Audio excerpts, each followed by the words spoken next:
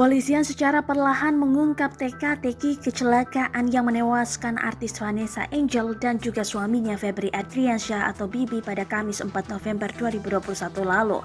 Dilansir dari tribunnews.com, diketahui dalam insiden itu ada 3 orang yang berhasil selamat, di antaranya anak Vanessa dan Bibi, asisten dan sang supir bernama Tubagus Jody. Pihak kepolisian saat ini masih melakukan pendampingan pada para saksi pasca kecelakaan, termasuk si supir.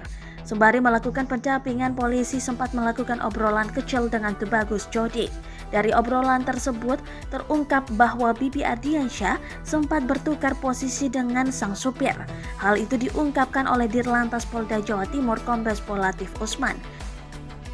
Kepolisian secara perlahan mengungkap teka-teki kecelakaan yang menewaskan artis Vanessa Angel dan juga suaminya Febri Adriansyah. Kemudian pada kilometer 400 diganti lagi oleh Jody. Di sekitaran rest area Boyolali, itu juga berhenti untuk buang air kecil, kata Jody. Dikutip dari tayangan YouTube TV One, Jumat 5 November 2021.